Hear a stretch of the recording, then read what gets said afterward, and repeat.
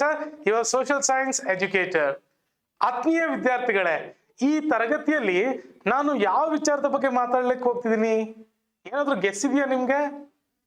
ನೋಡಿ, ಈ ಅವಧಿಯಲ್ಲಿ ತುಂಬಾ ಇಂಟ್ರೆಸ್ಟಿಂಗ್ ಆಗಿರುವಂತ ಒಂದು ಟಾಪಿಕ್ ಬಗ್ಗೆ ನಿಮ್ಮ ಹತ್ರ ಮಾತಾಡ್ತೀನಿ ಮಕ್ಕಳೇ. ನಿಮ್ಗೆಲ್ರೂ ಕೂಡ ತುಂಬಾ ಈ ವಿಚಾರದ ಬಗ್ಗೆ ಮಾತಾಡ್ತಾ ಇರ್ತೀರಾ. ಸೊ ಇವತ್ತಿನ ನನ್ನ ಟಾಪಿಕ್ ಏನಪ್ಪಾ ಅಂತಂದ್ರೆ ಜನಸಂಖ್ಯೆ. ಅದರಲ್ಲೂ ನಮ್ಮ ರಾಜ್ಯದ ಜನಸಂಖ್ಯೆ ಬಗ್ಗೆ ಮಾತಾಡ್ತಾ ಇದ್ದೀನಿ. ಕರ್ನಾಟಕ ರಾಜ್ಯದ ಜನಸಂಖ್ಯೆ.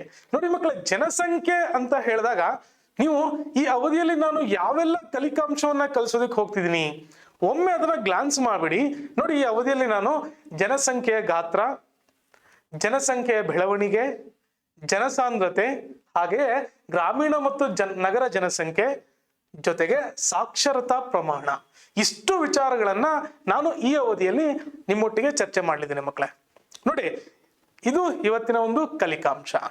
ನೋಡಿ ಮಕ್ಕಳೇ, ಜನಸಂಖ್ಯೆ ಅಂದ್ರೆ ಏನು ಹಾಗಿದ್ರೆ? ನೋಡಿ, ನೀವು ಭಾಗಶಃ ಈ ಜನಸಂಖ್ಯೆ ಬಗ್ಗೆ ಮಾತಾಡ್ಬೇಕಾದ್ರೆ ಚೀನಾ ದೇಶವನ್ನ ರೆಫರ್ ಮಾಡ್ತೀರಾ. ಯಾಕೆ ಹೇಳಿ?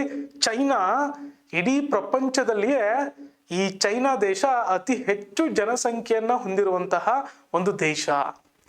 ಅದಾದ ನಂತರ ಭಾರತವನ್ನ ಹೇಳ್ತೀವಿ, ಹೌದಲ್ವಾ? ಸೊ ಭಾರತದ ಜನಸಂಖ್ಯೆ ಪ್ರಪಂಚದಲ್ಲಿಯೇ ಅತ್ಯಂತ ಹೆಚ್ಚು ಜನಸಂಖ್ಯೆಯನ್ನು ಹೊಂದಿರುವ ರಾಷ್ಟ್ರಗಳಲ್ಲಿ 2ನೇ ಸ್ಥಾನದಲ್ಲಿ ನಿಲ್ಲುತ್ತೆ. ಸೊ ಹಾಗಿದ್ರೆ 2011ರ ಒಂದು ಜನಗಣತಿಯ ಪ್ರಕಾರ ಭಾರತ ದೇಶದಲ್ಲಿ ಎಷ್ಟು ಜನಸಂಖ್ಯೆ ಇದೆ ಮಕ್ಕಳೇ? ನೋಡಿ, 121.01 ಅಷ್ಟು ಕೋಟಿ ಜನಸಂಖ್ಯೆ ಭಾರತ ದೇಶದಲ್ಲಿ ಅಕಾರ್ಡಿಂಗ್ ಟು 2011 ಸೆನ್ಸಸ್ ಪ್ರಕಾರ ಇದೆ. ಸೊ ಇದು ನಮ್ಗೆ ಏನನ್ನ ನಾವು ಈ ಒಂದು ತರಗತಿಯಲ್ಲಿ ಫೋಕಸ್ ಮಾಡ್ತೀವಿ ಅಂದ್ರೆ ಭಾರತದ ಜನಸಂಖ್ಯೆಯನ್ನ ಕಲಿತಕ್ಕೆ ಹೋಗ್ತಿಲ್ಲ ಮಕ್ಕಳೇ. ಅದರ ಒಟ್ಟೊಟ್ಟಿಗೆ ಕೆಲವು ವಿಚಾರಗಳನ್ನ ತಿಳ್ಕೊಳ್ತಾ ನಮ್ಮ ಕರ್ನಾಟಕ ರಾಜ್ಯದ ಜನಸಂಖ್ಯೆನ ನಾನು ಕಂಪ್ಲೀಟ್ ಆದಂತ ಮಾಹಿತಿಯನ್ನ ಕೊಡ್ತಾ ಹೋಗ್ತೀನಿ. ಈಗ ಜನಸಂಖ್ಯೆ ಅಂತಂದ್ರೆ ಬರೇ ನಾವು ಎಷ್ಟು ಜನ ಇದ್ದಾರೆ ಅಂತ ಕೌಂಟ್ ಮಾಡೋದು ಅಷ್ಟೇ ಅಲ್ಲ ಮಕ್ಕಳೇ. ಇಲ್ಲಿ ನಾವು ಏನನ್ನ ನೋಡಕ್ ಹೋಗ್ತೀವಿ ಅಂದ್ರೆ ಎಷ್ಟು ಜನ ಪುರುಷರಿದ್ದಾರೆ, ಎಷ್ಟು ಜನ ಮಹಿಳೆಯರಿದ್ದಾರೆ. ನೋಡಿ, ಜನಸಂಖ್ಯೆನ ಮಾತಾಡ್ಬೇಕಾದ್ರೆ ನಾವು 15 ವರ್ಷಕ್ಕಿಂತ ಕೆಳಗಿನ ಒಂದು ಮಕ್ಕಳ ಸಂಖ್ಯೆ ಎಷ್ಟಿದೆ, 15 ವರ್ಷಕ್ಕಿಂತ ಮೇಲೆ, ಓಕೆ, ಈ 60 ವರ್ಷದ ಒಂದು ವಯಸ್ಸಿನ ಅಂತರದಲ್ಲಿ ಎಷ್ಟು ಜನಸಂಖ್ಯೆ ಇದೆ, 60 ವರ್ಷವನ್ನ ದಾಟಿದ ನಂತರ ಎಷ್ಟು ಜನಸಂಖ್ಯೆ ಇದೆ. ನೋಡಿ, ಈ ರೀತಿಯ ಒಂದು ಸ್ಟ್ಯಾಟಿಸ್ಟಿಕ್ಸ್ ಗಳನ್ನ ನಾವು ತಗೊಳ್ತಾ ಹೋಗ್ತೀವಿ ಈ ಜನಸಂಖ್ಯೆಯಲ್ಲಿ. ಸೊ ಇದನ್ನ ಕಂಪ್ಲೀಟ್ ಆಗಿ ನಾವು ನೋಡ್ತಾ ಹೋಗೋಣ. ಹಾಗಿದ್ರೆ ಒಂದು ಜನಸಂಖ್ಯೆ ಅನ್ನೋದು ನೋಡಿ, ಇಲ್ಲಿ ತಿಳ್ಕೊಳ್ಳಿ, ಈ ಒಂದು ಡೆಫಿನೇಷನ್ ಏನ್ ಹೇಳ್ತಿದೆ ಅಂತಂದ್ರೆ ಜನಸಂಖ್ಯೆ ಒಂದು ನಿರ್ದಿಷ್ಟವಾದ ಭೂಪ್ರದೇಶದಲ್ಲಿ ವಾಸಿಸುವ ಜನರ ಒಟ್ಟು ಸಮೂಹವನ್ನ ಜನಸಂಖ್ಯೆ ಅಂತ ಕರಿತಾ ಹೋಗ್ತೀವಿ. ಇದು ಜನಸಂಖ್ಯೆಗೆ ಇರುವಂತಹ ಒಂದು ಡೆಫಿನೇಷನ್ ಮಕ್ಕಳೇ. ನೋಡಿ, ಇಲ್ಲಿ ಏನ್ ಹೇಳುತ್ತೆ, ಒಂದು ನಿರ್ದಿಷ್ಟವಾದ ಪ್ರದೇಶದಲ್ಲಿ ವಾಸಿಸುವ ಒಟ್ಟು ಜನರ ಸಂಖ್ಯೆ.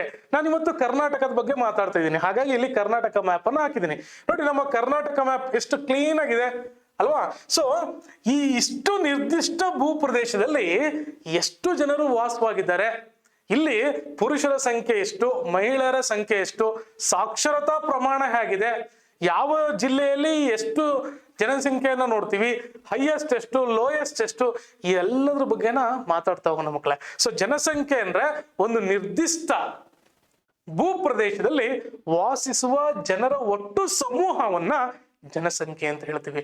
ಸೊ ಜನಸಂಖ್ಯೆ ಒಂದು ದೇಶದಾಗಿರ್ಬೋದು ಅಥವಾ ಒಂದು ರಾಜ್ಯದಾಗಿರ್ಬೋದು ಆರ್ಥಿಕ ಅಭಿವೃದ್ಧಿಗೆ ಹೆಚ್ಚಿನ ಒಂದು ಪ್ರಭಾವವನ್ನು ಬೀರುವಂತಹ ಒಂದು ಅಂಶ ಮಕ್ಕಳೇ. ನೀವು ಚೈನಾ ದೇಶವನ್ನ ತಗೊಳ್ಳಿ ಎಕ್ಸಾಂಪಲ್ ಆಗಿ. ಮೊಟ್ಟ ಮೊದಲ ಬಾರಿಗೆ ಜನಸಂಖ್ಯೆಯನ್ನ ಒಂದು ಶಕ್ತಿಯನ್ನಾಗಿ ಉಪಯೋಗಿಸಿಕೊಂಡು ದೇಶದ ಅಭಿವೃದ್ಧಿಯನ್ನ ಹೇಗ್ ಮಾಡ್ಬೇಕು ಅಂತ ಹೇಳ್ಕೊಟ್ಟರು ಈ ಚೈನಾ ದೇಶದವರು ಮಕ್ಕಳೇ. ಇವತ್ತು ಭಾರತದಲ್ಲೂ ಕೂಡ ಅಂತಹ ಒಂದು ಜನಸಂಖ್ಯೆನ, ವಿಪುಲವಾದಂತಹ ಒಂದು ಸಂಪನ್ಮೂಲ ನಮ್ಗಿರೋದಿದು ಅಲ್ವಾ? ಸೊ ಇಂತಹ ಜನಸಂಖ್ಯೆಯನ್ನ ಭಾರತ ದೇಶದಲ್ಲಿ ಇವತ್ತು ತುಂಬಾ ಹೆಮ್ಮೆಯಿಂದ ಹೇಳ್ತೀನಿ ನಾನು, ತುಂಬಾ ಅತ್ಯುತ್ತಮವಾಗಿ ಉಪಯೋಗಿಸೋದ್ರ ಮೂಲಕ ದೇಶದ ಅಭಿವೃದ್ಧಿಯಲ್ಲಿ ಅವರ ಒಂದು ಪಾತ್ರವನ್ನ, ಈ ಜನಸಂಖ್ಯೆ ಒಂದು ಕೊಡುಗೆಯನ್ನ, ಜನಸಂಖ್ಯೆಯಿಂದ ದೇಶದ ಅಭಿವೃದ್ಧಿಗೆ ಹೆಚ್ಚಿನ ಒಂದು ಕೊಡುಗೆಯನ್ನ ಕೊಡೋದನ್ನ ನಾವು ನೋಡ್ತಾ ಇದೀವಿ. ಅಂದ್ರೆ ಹೆಚ್ಚಿನ ಪ್ರಮಾಣದ ದುಡಿಮೆಯ ಒಂದು ವರ್ಗ ಭಾರತ ದೇಶದಲ್ಲಿದೆ ಮಕ್ಕಳೇ. ಇಡೀ ನೀವು ಚೈನಾ ಇಂದ ಹಿಡಿದು ಪ್ರಪಂಚದ ಎಲ್ಲ ದೇಶಗಳನ್ನ ಗಣನೆಗೆ ತಗೊಂಡ್ರೆ ಭಾರತದಲ್ಲಿ ದುಡಿಯುವವರ ವರ್ಗ ಹೆಚ್ಚಾಗಿದೆ. ಸೊ ದುಡಿಯುವವರ ವರ್ಗ ಹೆಚ್ಚಾಗಿದೆ ಅಂತಂದ್ರೆ ಅಲ್ಲಿ ಆಟೋಮೆಟಿಕ್ಲಿ ನೀವೇನ್ ಅರ್ಥ ಮಾಡ್ಕೊಬೇಕು, ದೇಶದ ವರಮಾನ ಹೆಚ್ಚಾಗುತ್ತೆ, ತಲಾ ವರಮಾನ ಹೆಚ್ಚಾಗುತ್ತೆ. ರಾಜ್ಯಗಳನ್ನ ನಾವೀಗ ಕರ್ನಾಟಕ ರಾಜ್ಯ ಬಗ್ಗೆ ಮಾತಾಡ್ತೀವಿ ಅಂದ್ರೆ ನೋಡಿ, ಕರ್ನಾಟಕ ರಾಜ್ಯದಲ್ಲಿ ದುಡಿಯುವವರ ಸಂಖ್ಯೆ ಹೆಚ್ಚಾಗಿದ್ರೆ ನಮ್ಮ ರಾಜ್ಯಕ್ಕೆ ಆರ್ಥಿಕ ಅಭಿವೃದ್ಧಿ ಆಗುತ್ತೋ ಆಗಲ್ವೋ? ಹಾಗೆ ಆಗುತ್ತೆ ಅಲ್ವಾ? ಸೊ ಹಾಗೆ ಈ ಒಂದು ಜನಸಂಖ್ಯೆ ಆರ್ಥಿಕ ಅಭಿವೃದ್ಧಿಯಲ್ಲಿ ಪ್ರಮುಖ ಪಾತ್ರವನ್ನ ವಹಿಸ್ತಾ ಹೋಗುತ್ತೆ ಮಕ್ಕಳು, ಅದು ಎಲ್ಲ ದೇಶಗಳಲ್ಲೂ. ಓಕೆ, ಸೊ ಮುಂದೆ ಹೋಗ್ತಾ ನೋಡೋಣ. ಹಾಗಿದ್ರೆ ಜನಸಾಂದ್ರತೆಯ ಗಾತ್ರ ಏನ್ ಹಾಗಂದ್ರೆ ನೋಡಿ ಮಕ್ಕಳೇ, ಕರ್ನಾಟಕವು ಇಲ್ಲಿ ಮೊದಲಿಗೆ ಒಂದು ಸ್ಕೆಚ್ ನೋಡ್ಬಿಡಿ. ಏನ್ ಬ್ರೀಫ್ ಸ್ಕೆಚ್ ಅಂತಂದ್ರೆ ಈ ಜನಸಂಖ್ಯೆ ಗಾತ್ರದ ಬಗ್ಗೆ ನಾನು ಮುಂದೆ ಮಾತಾಡ್ತೀನಿ ಮಕ್ಕಳೇ. ಇಲ್ಲಿ ನಾವು ಕರ್ನಾಟಕವನ್ನು ಒಮ್ಮೆ ಗ್ಲಾನ್ಸ್ ಮಾಡಿ, ಭಾರತದ ಒಂದು ಮ್ಯಾಪ್ ಇಲ್ಲಿದೆ ಅಲ್ವಾ? ಭಾರತದ ಮ್ಯಾಪ್ ಅಲ್ಲಿ ಕರ್ನಾಟಕ ಈ ಒಂದು ಭಾಗದಲ್ಲಿದೆ ನೋಡಿ, ಕಾಣಿಸ್ತಿದೆಯಲ್ವಾ ಎಲ್ರಿಗೂ? ಸೊ ಯಾಕೆ ಸರ್ ಈ ಒಂದು ಇದನ್ನ ಗುರುತಿಸ್ತಿದ್ದೀರಾ ಅಂತ ಅಂದ್ರೆ, ಭಾರತದ ರಾಜ್ಯಗಳನ್ನ ಗಣನೆಗೆ ತಗೊಂಡ್ರೆ, ಇವತ್ತೇನು 28 ರಾಜ್ಯಗಳಿವೆ ಭಾರತದಲ್ಲಿ, ಈ 28 ರಾಜ್ಯಗಳನ್ನ ಗಣನೆಗೆ ತಗೊಂಡ್ರೆ ಕರ್ನಾಟಕ ವಿಸ್ತೀರ್ಣದಲ್ಲಿ ನೋಡಿ ಮಕ್ಕಳೇ, ನಾನು ಹೇಳ್ತಿರೋದೇನು, ವಿಸ್ತೀರ್ಣದಲ್ಲಿ 8ನೇ ದೊಡ್ಡ ರಾಜ್ಯ. ಸೊ ವಿಸ್ತೀರ್ಣವನ್ನ ಗಣನೆಗೆ ತಗೊಂಡ್ರೆ, ಹಾಗೆಯೇ ಜನಸಂಖ್ಯೆಯನ್ನ ಗಣನೆಗೆ ತಗೊಂಡ್ರೆ ಕರ್ನಾಟಕ 9ನೇ ದೊಡ್ಡ ರಾಜ್ಯ ಮಕ್ಕಳೇ. ಹಾಗಾದ್ರೆ ಜನಸಂಖ್ಯೆಯನ್ನ ಗಣನೆಗೆ ತಗೊಂಡು ಯಾವ ರಾಜ್ಯ ಭಾರತ ದೇಶದಲ್ಲಿ ಅತಿ ಹೆಚ್ಚು ಜನಸಂಖ್ಯೆಯನ್ನ ಹೊಂದಿದೆ ಹೇಳ್ತೀರಾ ನೋಡೋಣ. ಹಾಗಿದ್ರೆ ಇದಕ್ಕೆ ಆನ್ಸರ್ ನಾನು ಹೇಳ್ತೀನಿ ಮಕ್ಕಳೇ. ನೆಕ್ಸ್ಟ್ ಕ್ವಶನ್ಗೆ ಆನ್ಸರ್ ನೀವು ಕಮೆಂಟ್ ಬಾಕ್ಸ್ ಅಲ್ಲಿ ಕಮೆಂಟ್ ಮಾಡಿ. ಸೊ ಇವತ್ತು ಭಾರತದಲ್ಲಿ ಈ ಎಲ್ಲಾ ರಾಜ್ಯಗಳನ್ನ ಗಣನೆಗೆ ತಗೊಂಡ್ರೆ, ಸೊ ಇವತ್ತು ಭಾರತದಲ್ಲಿ ಉತ್ತರ ಪ್ರದೇಶದಲ್ಲಿ ಅತಿ ಹೆಚ್ಚು ನೋಡಿ, ಉತ್ತರ ಪ್ರದೇಶದಲ್ಲಿ ಅತಿ ಹೆಚ್ಚು ಜನಸಂಖ್ಯೆಯನ್ನ ಹೊಂದಿರೋದನ್ನ ನಾವು ನೋಡ್ತಾ ಹೋಗ್ತೀವಿ. ಸೊ ಹೀಗೆ ಜನಸಂಖ್ಯೆಯನ್ನ ನಾವು ಆರ್ಡರ್ನ ತಗೊಂಡ್ರೆ ಕರ್ನಾಟಕ 9ನೇ ಸ್ಥಾನದಲ್ಲಿ, 9th ಪ್ಲೇಸ್ ಅಂತ ಹೇಳ್ತಾ ಹೋಗ್ತೀವಿ. ಸೊ 9th ಪ್ಲೇಸ್ ಅಲ್ಲಿ ನಿಲ್ಲುತ್ತೆ ಮಕ್ಕಳೇ. ಸೊ ವಿಸ್ತೀರ್ಣದಲ್ಲಿ 8ನೇ ಒಂದು ರಾಜ್ಯ, 8ನೇ ದೊಡ್ಡ ರಾಜ್ಯ. ಜನಸಂಖ್ಯೆಯನ್ನ ಆಧಾರವಾಗಿ ಇಟ್ಕೊಂಡು ಮಾತಾಡೋದಾದ್ರೆ ಅದು 9ನೇ ದೊಡ್ಡ ರಾಜ್ಯ. ನೋಡೋಣ ಆಗಿದ್ರೆ. ಸೊ ಇದು ನಿಮಗೆ ಒಂದು ಬ್ರೀಫ್ ಸ್ಕೆಚ್ ನೆನಪಿರ್ಲಿ ಮಕ್ಕಳೇ. ಸೊ ಮುಂದೆ ಹೋಗ್ತಾ ನೋಡೋಣ. ಹಾಗಿದ್ರೆ ಕರ್ನಾಟಕದಲ್ಲಿ ಒಟ್ಟು ಎಷ್ಟು ಜನರಿದ್ದಾರೆ ನೋಡಿ. ಪ್ರತಿ 10 ವರ್ಷಕ್ಕೊಮ್ಮೆ ಜನಸಂಖ್ಯೆಯನ್ನು ನಾವು ಮಾಡ್ತಾ ಹೋಗ್ತೀವಿ, ಅಂದ್ರೆ ಈ ಜನಗಣತಿ ಅಂತ ಕರಿತೀವಿ. ಜನಗಳನ್ನ ಎಣಿಸುವಿಕೆಯನ್ನ ಜನಗಣತಿ ಅಂತ ಕರಿತೀವಿ. ಇದು ಪ್ರತಿ 10 ವರ್ಷಕ್ಕೊಮ್ಮೆ ಈ ಜನಗಣತಿಯನ್ನ ನಮ್ಮ ಭಾರತ ಸರ್ಕಾರ ಎಲ್ಲ ರಾಜ್ಯಗಳಲ್ಲೂ ಮಾಡ್ತಾ ಬರುತ್ತೆ. ಸೊ ನಾವೀಗ 2021ಕ್ಕೆ ಜನಗಣತಿಯನ್ನ ಮಾಡ್ಬೇಕಾಯ್ತು, ಹೊಸ ಡಾಟಾಸ್ ಬೇಕಿತ್ತು ನಮ್ಗೆ. ಆದ್ರೆ ಈ ಒಂದು ಪ್ಯಾಂಡಮಿಕ್ ಇರೋ ಕಾರಣ, ಕೊರೋನಾ COVID-19 ಇರೋ ಕಾರಣ ಜನಗಣತಿಯನ್ನ ಇನ್ನೂ ಸರ್ಕಾರ ಕೈಗೆತ್ಕೊಂಡಿಲ್ಲ ಮಕ್ಕಳೇ. ಈ ಒಂದು ಅವಧಿಯಲ್ಲಿ ಸ್ವಲ್ಪ ಪೋಸ್ಟ್ಪೋನ್ ಆಗಬಹುದು. ಆದ್ರೆ ನಾನು ಇಲ್ಲಿ ಏನು ಒಂದು ಸ್ಟ್ಯಾಟಸ್ ಕೊಟ್ಟಿದ್ದೀನಿ, ಈ ಒಂದು ಅಂಕಿಅಂಶಗಳನ್ನ ಕೊಟ್ಟಿದ್ದೀನಿ. ಇದು 2011ರ ಜನಗಣತಿಯ ಆಧಾರವಾಗಿ ಇಟ್ಕೊಂಡು ಈ ಅಂಕಿಅಂಶಗಳನ್ನ ಕೊಟ್ಟಿದ್ದೀನಿ ಮಕ್ಕಳೇ. ನೀವು ಕೂಡ ಎಕ್ಸಾಮಿನೇಷನ್ ಅಲ್ಲಿ ಇವತ್ತು ಎಷ್ಟಿರ್ಬೋದು ಅಂತ ಊಹೆ ಮಾಡಿ ಯಾವುದೇ ಪೇಪರ್ನ ನೋಡಿ ಇಲ್ಲಿ ಜನಗಣತಿಯನ್ನ ಆ ಅಂಕಿಅಂಶಗಳನ್ನ ಬರೆಯೋ ಹಾಗಿಲ್ಲ. ನೀವು ಅಧಿಕೃತವಾಗಿ ಸರ್ಕಾರ ಕೊಟ್ಟಿರುವಂತಹ ಜನಗಣತಿಯ ಆಧಾರವಾಗಿ ಇಟ್ಕೊಂಡು ಈ ಅಂಕಿಅಂಶಗಳನ್ನ ಬರಿಬೇಕು ಮಕ್ಕಳೇ. ಸೊ ಇದರ ಪ್ರಕಾರ, ಸರ್ಕಾರದ ಪ್ರಕಾರ 2011ರಲ್ಲಿ ಕರ್ನಾಟಕದ ಒಟ್ಟು ಜನಸಂಖ್ಯೆ ಎಷ್ಟು ಅಂದ್ರೆ 6,11,30,704 ಜನರು ಕರ್ನಾಟಕದಲ್ಲಿ ವಾಸ ಮಾಡ್ತಿದ್ದಾರೆ ಮಕ್ಕಳೇ. ಸೊ ಇದು ಯಾವ ಜನಗಣತಿ ಆಧಾರದ ಪ್ರಕಾರ? 2011ರ ಜನಗಣತಿಯ ಆಧಾರದ ಪ್ರಕಾರ. ಸೊ ಮುಂದೆ ಹೋಗ್ತಾ ನೋಡೋಣ. ಆಗಿದ್ರೆ ಮಕ್ಕಳೇ, ಪುರುಷರ ಸಂಖ್ಯೆ ಎಷ್ಟಿದೆ ನೋಡಿ. ಕರ್ನಾಟಕದಲ್ಲಿ ಈ ಪುರುಷರ ಸಂಖ್ಯೆ, ಸೊ ಈ ಮೇಲ್ ಅಂತ ಏನ್ ಹೇಳ್ತೀವಿ, ಯಾವ್ದೋ ಮೆನ್ ಅಂತ ಏನ್ ಹೇಳ್ತಾ ಹೋಗ್ತೀವಿ, ಅವರ ಒಂದು ಸಂಖ್ಯೆ ಎಷ್ಟಿದೆ ಅಂದ್ರೆ 3,57,742. ಹಾಗಿದ್ರೆ ಮಹಿಳೆಯರ ಸಂಖ್ಯೆ ಎಷ್ಟು ಮಕ್ಕಳೇ ನೋಡಿ? ಮಹಿಳೆಯರ ಸಂಖ್ಯೆ 3,72,662. ಸೊ ಇಲ್ಲಿ ಕ್ಲೀನ್ ಆಗಿ ಬೈಫರ್ಗೇಷನ್ ಮಾಡಿದೀವಿ. ಸೊ ಪುರುಷರ ಸಂಖ್ಯೆ ಎಷ್ಟು, ಮಹಿಳೆಯರ ಸಂಖ್ಯೆ ಎಷ್ಟು. ಹಾಗೆ ಬೆಂಗಳೂರು ನಗರ ಜಿಲ್ಲೆ ಇದೆಯಲ್ವಾ, ಇದು ಕರ್ನಾಟಕ ರಾಜ್ಯದಲ್ಲಿಯೇ ಅತಿ ಹೆಚ್ಚು ಜನಸಂಖ್ಯೆಯನ್ನ ಹೊಂದಿರುವಂತಹ ಒಂದು ಜಿಲ್ಲೆ ಮಕ್ಕಳೇ. ಯಾವ್ದು ಹೇಳಿ? ಕರ್ನಾಟಕದ ರಾಜಧಾನಿ ಸಿಲಿಕಾನ್ ಸಿಟಿ, ಸಿಲಿಕಾನ್ ವ್ಯಾಲಿ ಅಂತಾನು ಹೇಳ್ತಾ ಹೋಗ್ತೀವಿ ಅಲ್ವಾ, ಎಲೆಕ್ಟ್ರಾನಿಕ್ ಸಿಟಿ. ಸೊ ಬೃಹತ್ ಬೆಂಗಳೂರು, ಈ ಒಂದು ಬೆಂಗಳೂರು ನಗರ, ಈ ಒಂದು ಜಿಲ್ಲೆ ಅತಿ ಹೆಚ್ಚು ಜನಸಂಖ್ಯೆಯನ್ನ ಹೊಂದಿರುವಂತಹ ಮೊದಲ ಜಿಲ್ಲೆ ಮಕ್ಕಳೇ ಕರ್ನಾಟಕದಲ್ಲಿ. ಸೊ ನೀವು ಬೆಂಗಳೂರು ನಗರವನ್ನೇ ತಗೊಂಡ್ರೆ ನಿಯರ್ಲಿ ಒಂದು 84 ಲಕ್ಷಕ್ಕಿಂತನೂ ಹೆಚ್ಚಿನ ಜನಸಂಖ್ಯೆಯನ್ನ ನಾವು ನೋಡ್ತಾ ಬರ್ತೀವಿ. ಸೊ ಈ ಡಾಟಾಸ್ ಎಲ್ಲ ನಾನು ಯಾವ್ದ್ರ ಪ್ರಕಾರ ಇಟ್ಕೊಂಡು ಹೇಳ್ತೀನಿ ಅಂದ್ರೆ 2011 ಜನಗಣತಿಯ ಆಧಾರವಾಗಿ ಇಟ್ಕೊಂಡು ಹೇಳ್ತೀನಿ ಮಕ್ಕಳೇ. ಸೊ ಇವತ್ತಿಗೆ ಹಾಕಿದ್ರೆ 1 ಕೋಟಿ ದಾಟಿರುತ್ತೆ ಬೆಂಗಳೂರು ಅಲ್ವಾ? ಗೆಸ್ ಇದೆಯಾ ನಿಮ್ಗೂ ಕೂಡ? ಸೊ ನಾನು ಕೂಡ ಈ ಹೊಸ ಜನಗಣತಿಗೆ ಕಾಯ್ತಾ ಇದ್ದೀನಿ ಮಕ್ಕಳೇ. ಸೊ ಅದು ಬರ್ತಿದ್ದಂಗೆ ಮತ್ತೆ ಅದ್ರ ಬಗ್ಗೆ ಅಪ್ಡೇಟ್ ನಿಮ್ಗೆ ಕೊಡ್ತಾ ಹೋಗ್ತೀನಿ. ಹಾಗೆ ಮುಂದೆ ನೋಡಿ, ಬೆಂಗಳೂರು ನಗರ ಜಿಲ್ಲೆ ಆದ ನಂತರ ಸ್ಥಾನದಲ್ಲಿ ಕೊಡಗು ಜಿಲ್ಲೆ ನೋಡ್ತೀವಿ. ಈ ಕೊಡಗು ಜಿಲ್ಲೆ ಸರ್ 2ನೇ ಸ್ಥಾನದಲ್ಲಿ ಇದೆಯಾ ಅಂತ ಅನ್ಕೊಳಕ್ ಹೋಗ್ಬೇಡಿ. ಕರ್ನಾಟಕದಲ್ಲಿ ಅತಿ ಕಡಿಮೆ ಜನಸಂಖ್ಯೆ ಇರುವಂತಹ ಜಿಲ್ಲೆ ಯಾವುದು ಅಂತ ಅಂದ್ರೆ ಅದು ಕೊಡಗು ಜಿಲ್ಲೆ ಮಕ್ಕಳೇ. ಸೊ ಕರ್ನಾಟಕದಲ್ಲಿ ಹೈಯೆಸ್ಟ್ ಯಾವ್ದು ಅಂತ ಗೊತ್ತಾಯ್ತು, ಲೋಯೆಸ್ಟ್ ಯಾವ್ದು ಅಂತ ಗೊತ್ತಾಯ್ತು. ನಾವು ಕರ್ನಾಟಕದ ಜೊತೆಗೆ ಭಾರತವನ್ನು ಸ್ವಲ್ಪ ತಿಳ್ಕೊಬೇಕು ಮಕ್ಕಳೇ. ನಾನೀಗ ಭಾರತದಲ್ಲಿ ಅತಿ ಹೆಚ್ಚಿನ ಒಂದು ಜನಸಂಖ್ಯೆ ಇರುವಂತಹ ರಾಜ್ಯ ಹೇಳಿದೀನಿ, ಯಾವುದು? ಉತ್ತರ ಪ್ರದೇಶ. ಹಾಗಿದ್ರೆ ಭಾರತದಲ್ಲಿ ಅತಿ ಕಡಿಮೆ ಜನಸಂಖ್ಯೆಯನ್ನ ಹೊಂದಿರುವಂತಹ ರಾಜ್ಯ ಯಾವುದು? ನೋಡಿ, ಕ್ಲಿಯರ್ ಇದೆಯಲ್ವ ಕ್ವಶನ್? ಈ ಕ್ವಶನ್ಗೆ ಆನ್ಸರ್ ನೀವು ಕೆಳಗಡೆ ಕೊಟ್ಟಿರುವಂತಹ ಕಮೆಂಟ್ ಬಾಕ್ಸ್ ಅಲ್ಲಿ ಕಮೆಂಟ್ ಮಾಡೋದ್ರ ಮೂಲಕ ನಂಗೆ ಆನ್ಸರ್ ಮಾಡಿ. ಸೊ ಭಾರತ ದೇಶದಲ್ಲಿ ಯಾವ ರಾಜ್ಯದಲ್ಲಿ ಅತಿ ಕಡಿಮೆ ಜನಸಂಖ್ಯೆಯನ್ನ ಹೊಂದಿದೆ? ಓಕೆ, ಸೊ ಮುಂದೆ ಹೋಗೋಣ ಆಗಿರೋ ಪಾಠದಲ್ಲಿ. ನೋಡಿ ಮಕ್ಕಳೇ, ಸೊ ಬೆಂಗಳೂರಿನ ನಂತರ ಅತಿ ಹೆಚ್ಚು ಜನಸಂಖ್ಯೆ ಇರುವಂತಹ ಯಾವ್ಯಾವ ಜಿಲ್ಲೆಗಳನ್ನ ನಾವು ನೋಡ್ತಾ ಹೋಗ್ತೀವಿ ಅಂದ್ರೆ, ಸೊ ಬೆಳಗಾವಿ, ಮೈಸೂರು, ತುಮಕೂರು, ಕಲಬುರಗಿ ಅಥವಾ ಗುಲ್ಬರ್ಗ ಅಂತಾನೂ ಕೂಡ ಕರಿತಾ ಹೋಗ್ತೀವಿ. ಸೊ ಬಳ್ಳಾರಿ ಜಿಲ್ಲೆಗಳು ನಂತರದ ಸ್ಥಾನಗಳಲ್ಲಿ ಇವು ನಿಲ್ತಾ ಹೋಗುತ್ತೆ ಮಕ್ಕಳೇ. ಸೊ ಬೆಂಗಳೂರು ನಗರ ಆದ ನಂತರ, ಆ ಒಂದು ಜಿಲ್ಲೆ ಆದ ನಂತರ ಸೊ ಬೆಳಗಾವಿ, ಮೈಸೂರು, ನೋಡಿ ಇನ್ನೊಮ್ಮೆ ಮೈಸೂರು, ತುಮಕೂರು, ಅಥವಾ ಕಲಬುರಗಿ, ಗುಲ್ಬರ್ಗ ಅಂತಾನೂ ಕೂಡ ಹೇಳ್ತಾ ಹೋಗ್ತೀವಿ. ಸೊ ಬಳ್ಳಾರಿ, ಈ ಜಿಲ್ಲೆಗಳು ನಂತರದ ಸ್ಥಾನದಲ್ಲಿ ಬರುತ್ತೆ ಮಕ್ಕಳೇ. ಸೊ ಇವನ್ನ ಒಂದು ಮ್ಯಾಪ್ ಅಲ್ಲಿ ಬೇಕಾದ್ರೂ ಕೂಡ ನೀವು ನೋಡಿ ಮಾರ್ಕ್ ಮಾಡಿ ಇಟ್ಕೊಬಹುದು ಮಕ್ಕಳೇ. ಸೊ ಮ್ಯಾಪ್ ಅಲ್ಲಿ ನೋಡಿದಾಗ ನಿಮ್ಗೆ ಏನ್ ಅನ್ಸುತ್ತೆ ಅಂದ್ರೆ, ಯಾಕೆ ಮ್ಯಾಪ್ ಇಲ್ಲಿ ತೋರಿಸ್ತೀವಿ ಅಂದ್ರೆ, ನೋಡಿ ಮಕ್ಕಳೇ, ನಕ್ಷಾ ಕಾರ್ಯಕ್ಕೆ 5 ಮಾರ್ಕ್ಸ್ ಇರುತ್ತೆ. ನೀವು ಈ 9ನೇ ತರಗತಿಯಿಂದನೇ ನಕ್ಷಾ ಕಾರ್ಯವನ್ನ ಪ್ರಾಕ್ಟೀಸ್ ಮಾಡಬೇಕು. ಆಗ ಏನಾಗುತ್ತೆ ಅಂತಂದ್ರೆ ನಿಮಗೆ ಒಂದು ಹೆಚ್ಚಿನ ಗ್ರಿಪ್ 10th ಸ್ಟ್ಯಾಂಡರ್ಡ್ ಸಿಗ್ತಾ ಹೋಗುತ್ತೆ. ನೋಡಿ ಇಲ್ಲಿ, ಸೊ ಬೆಂಗಳೂರು ನಗರ ಇಲ್ಲಿ ಆಬ್ವಿಯಸ್ಲಿ ನಿಮಗೆ ಗೊತ್ತಾಗ್ತಾ ಇದೆ ಬೆಂಗಳೂರು ನಗರ ಎಲ್ಲಿದೆ ಅಂತಂದು. ಸೊ ಅದಾದ ನಂತರ ಯಾವುದು? ಬೆಳಗಾವಿ. ನೋಡಿ ಬೆಳಗಾವಿ ಎಲ್ಲಿದೆ? ಬೆಳಗಾವಿ. ಸೊ ಬೆಳಗಾವಿ ಆದ ನಂತರ ಮೈಸೂರು. ನೋಡಿ ಮೈಸೂರು ಜಿಲ್ಲೆ. ಸೊ ಅದಾದ ನಂತರ ತುಮಕೂರು. ನೋಡಿ ಮೈಸೂರು ಪಕ್ಕನೇ ಇದೆ ಅಲ್ವಾ ತುಮಕೂರು ಕೂಡ? ಎಲ್ಲಿದೆ ತುಮಕೂರು? ಬೆಂಗಳೂರು ಪಕ್ಕ ಇದೆ ಈ ಕಡೆ. Okay, so Kalaburagi. ನೀವು ಕಲಬುರ್ಗ ಅಥವಾ ಕಲಬುರ್ಗಿ ಅಂದ್ರೆ ಟಾಪಿಕ್ ಬಂದ್ಬಿಡ್ತೀರಾ. ಹಾಗೆ ಬಳ್ಳಾರಿ. ನೋಡಿ ಬಳ್ಳಾರಿ ಎಲ್ಲಿದೆ? ಬಳ್ಳಾರಿ.